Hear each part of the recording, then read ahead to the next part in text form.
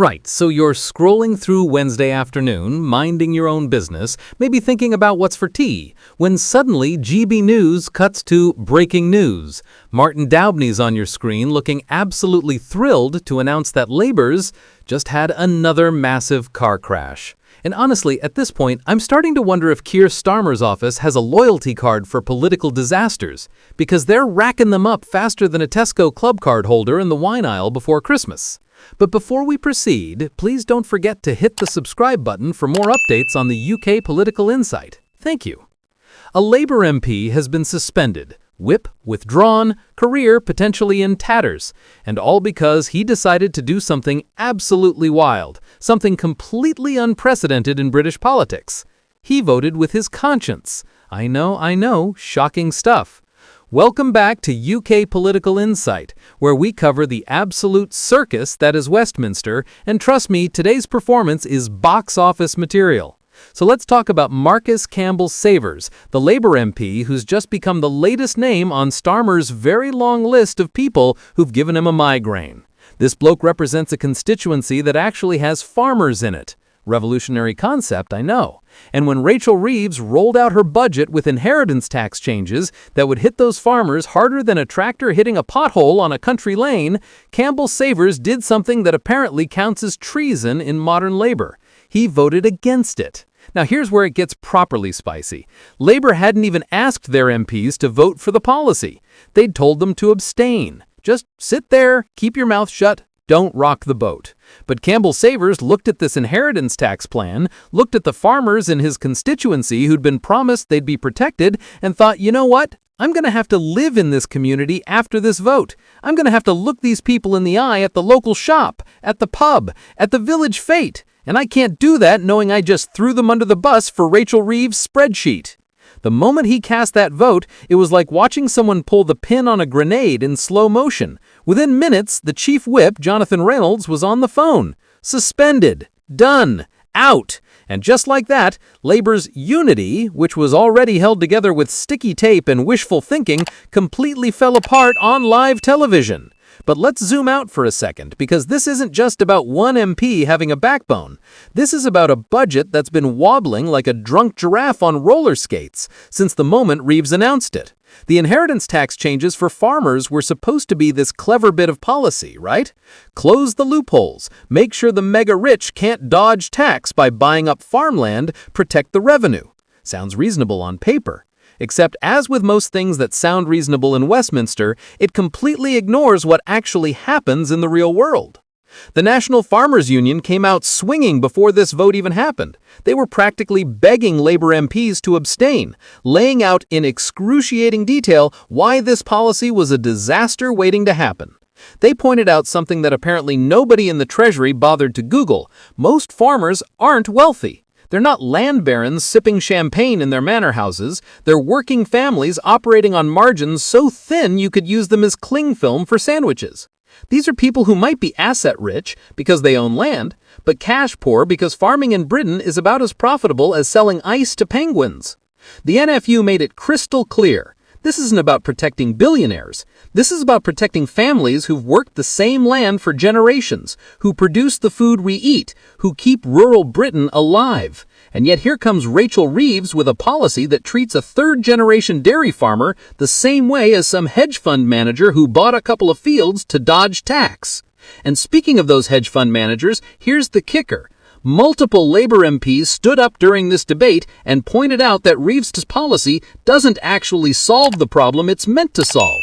Terry Jeremy, Labour MP for South West Norfolk, absolutely nailed it when he said the budget fails to tackle the abuse by celebrities and billionaires who buy farmland purely for tax breaks. That's the actual loophole everyone's angry about, but instead of targeting those people with surgical precision, Reeves has gone in with a sledgehammer and hit everybody. It's like trying to stop people nicking biscuits from the office kitchen by banning all food from the building. Technically it solves the problem, but you've also just made everyone's life worse and they all hate you now. Now the vote itself passed. The government won by 327 to 182, a majority of 145 votes, which sounds impressive until you realize the story isn't the victory. The story is the very public implosion of party discipline. The story is that Rachel Reeves, the Chancellor, couldn't even get her own MPs to back her without one of them deciding political suicide was preferable to voting with the party line. Treasury Minister James Murray tried to spin this as a, quote, fair way forward, but fair for who exactly? Because it's certainly not fair for Samantha Niblett's constituents, another Labour MP who stood up and warned that ordinary farmers now face enormous unexpected tax bills. It's not fair for the farmers who were explicitly assured by Labour candidates during the election that agricultural property relief wouldn't be touched. Campbell-Savours himself said farmers had been contacting candidates, getting promises, only to watch those promises evaporate faster than morning dew in July. This is the kind of betrayal that voters remember. This is the kind of thing that gets brought up at every single election for the next decade. And for what? So Rachel Reeves can balance a spreadsheet? Let's talk about agricultural property relief for a second, because this is where the policy gets properly messy. Under the new plan, there's a £1 million allowance, and any unused portion can be transferred between spouses or civil partners. Sounds generous, doesn't it? £1 million? Except farmland isn't like your average house in Surrey. A working farm with enough land to actually make a living can easily be valued well over £1 million. Factor in equipment, buildings, livestock, and suddenly that generous allowance looks about as useless as a chocolate teapot. The new 20% tax rate kicks in above that threshold, and for farms that have been in families for generations, this could mean selling off land just to pay the tax bill. And when you start breaking up working farms to pay inheritance tax, you're not just affecting one family. You're affecting food production, rural employment, entire communities. But hey, at least the Treasury gets its cut, right? Here's what makes this even more painful for Starmer and Reeves. This isn't the first rebellion. Just weeks ago, 4 Labour MPs had the whip restored after being suspended for defying the party on benefits reforms. There was a wider rebellion earlier this year. The party is fracturing, and every time Starmer tries to reassert control, another crack appears. It's like watching someone try to hold water in their hands. The tighter they grip, the more slips through. And honestly, can you blame them? Campbell-Savours said he needed to walk around his community knowing he did all he could for them.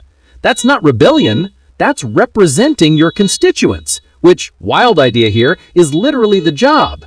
But in Starmer's Labour, doing your job apparently gets you suspended. Standing up for the people who elected you is treated like mutiny. And all the while, the public is watching the circus thinking, these are the people running the country? These are the adults in the room? The optics are absolutely catastrophic. GB News cutting to breaking news about a Labour MP being suspended for voting with farmers. Reeves's first budget already under fire from all sides. Starmer facing yet another internal crisis while calls for him to step down grow louder. This isn't just a bad day at the office. This is a pattern. This is a government that can't govern its own MPs, let alone the country. And the worst part, the policy might not even raise the revenue they're hoping for. When you tax farms too heavily, people sell up. Land gets consolidated into bigger corporate operations or bought by those same billionaires Labour claims to be targeting. Small family farms disappear. Rural communities hollow out. And in 20 years, we'll be sitting here wondering why British farming collapsed and food security became a crisis. So where does this leave us? Labour's in turmoil, Reeves's budget is toxic, Starmer's authority is hanging by a thread, and one brave or possibly foolish MP has just sacrificed his career to make a point. Whether you think Campbell-Savours is a hero or an idiot probably depends on whether you think MPs should vote with their party or their principles. But either way, this is yet another humiliation for a government that seems to specialize in them. Right, that's it for today's Absolute Carnage. If you've made it this far, you clearly enjoy watching British politics implode in real time, so do me a favor and hit that subscribe button, because trust me, this circus isn't stopping anytime soon. Give the video a like if you think MPs should actually represent their constituents, or if you just enjoy watching Keir Starmer's increasingly desperate attempts to keep his party together. Drop a comment and let me know whether you think this rebellion was justified or if Campbell-Savours just committed career suicide for nothing. And if you want to stay updated on every twist and turn of this ongoing disaster, hit the notification bell because I post multiple videos daily covering all the chaos Westminster can throw at us. I'm UK Political Insight, and I'll see you in the next one where we'll no doubt be covering Labour's next spectacular own goal.